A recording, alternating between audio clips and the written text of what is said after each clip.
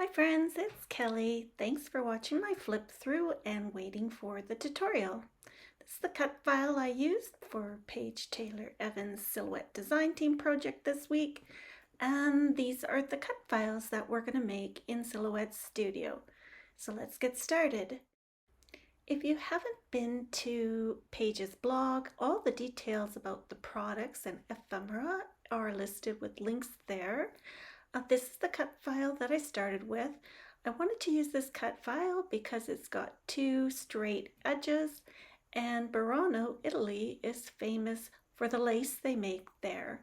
So we'll open that up on the mat, and I'm going to bring in the cut file that I designed just for sizing reference. So I'm going to use the transform tool to make it the size that I need it for the mini that I designed. You may want to use different sizes than you see on the screen, but I've sized it to optimize a 12 by 12 piece of paper. And to get the back cover, just going to do a copy paste and flip it horizontally. So we have the front cover and back cover. And let's start working on the spine, the piece of lace that I cropped out of this design to use on my spine. And again, you'll see the measurements for that rectangle on the screen. I used the transform box to make it the size I needed. Once you have the rectangle, I'm just going to change the color of the doily so you can see the rectangle over top. And I wanted to ensure the bottom line of the rectangle was matching up with the bottom line of the doily. And just zoom in. You just kind of want to make it look balanced.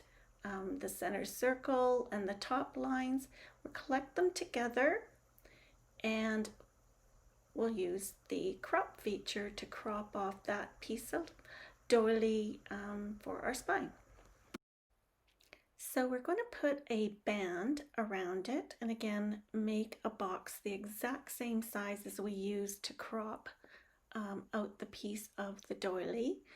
And there you go, it's the same size. I just used the transform tool again, and we're going to use the offset feature, but we're going to do an internal offset and shrink it down a little bit so that the band is as similar as possible to the bands on the cut file that we're using on the front and back of the doily.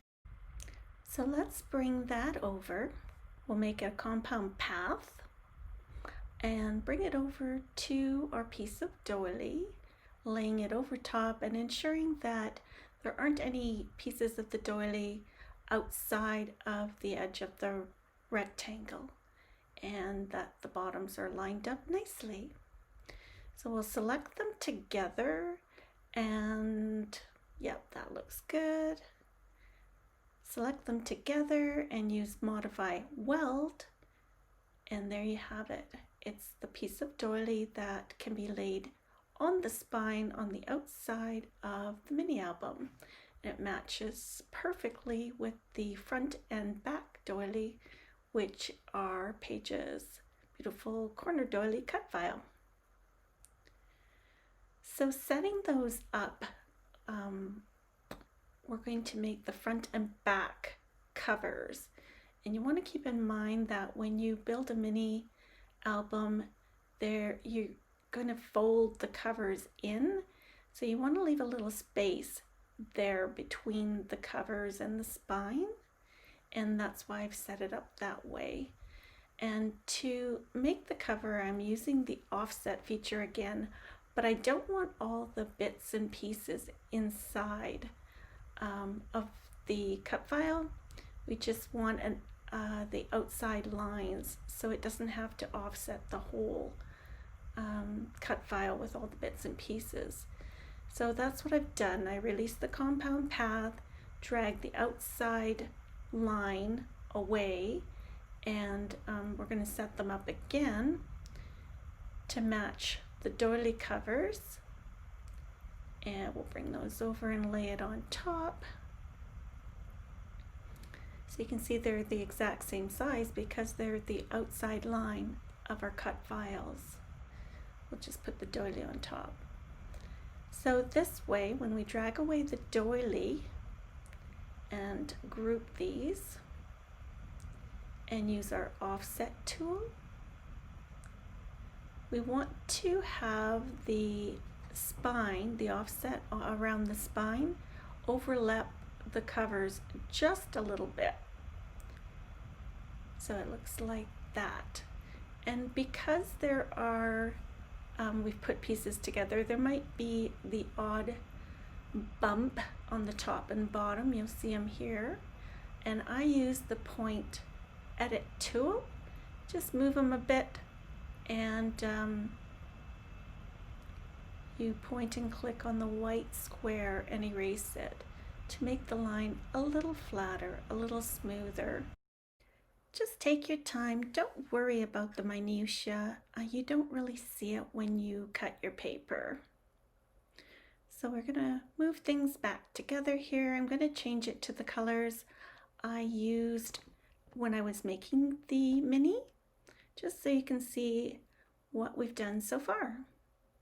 Pink cover, white AC cardstock is what I used to cut out the doily.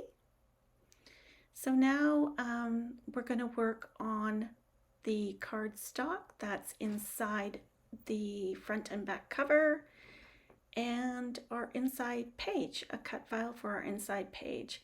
Basically, it's exactly the same, and we're going to use the cut files we already have on the screen, except it's just a little bit smaller so that when your covers are closed, your pages sit on the inside.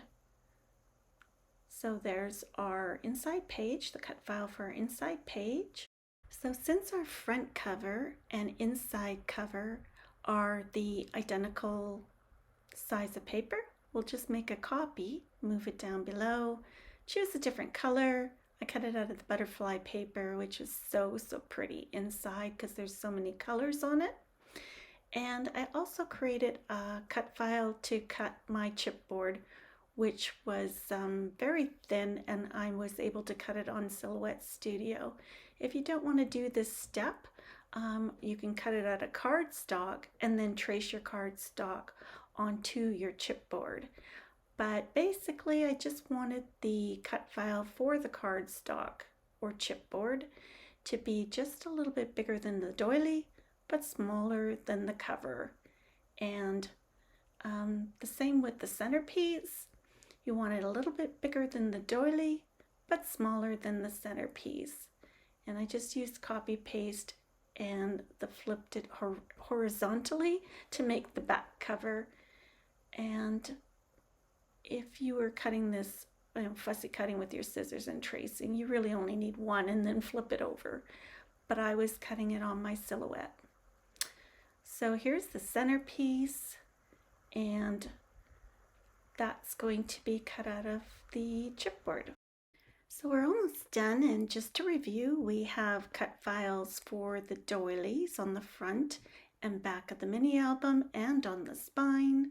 We have a cover and an inside cover, and then we have the chipboard pieces and a cut file for each individual page.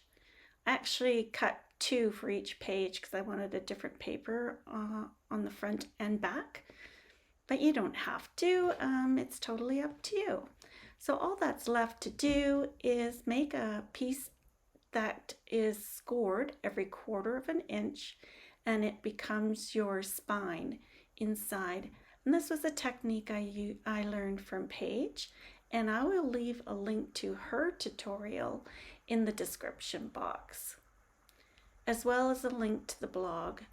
And so it's the height of your interior page by 4 inches. And as I mentioned, once you cut it, you'll be scoring it. I scored it on my ScorePal every 1/4 of an inch, and watch Paige's tutorial to learn how to fold and tape your spine to use on the inside of the mini. So I just zoomed in to make sure it's the same size as my interior page, and then use the transform tool to make it 4 inches wide. Easy breezy. But of course, if you have any questions at all, please leave them in the comment section below, and I'll do my best to answer them for you. Thank you so much for joining me for my flip through and this tutorial. I hope you're inspired to perhaps try a mini of a unique shape of your own. So take care, see you again soon. Bye-bye.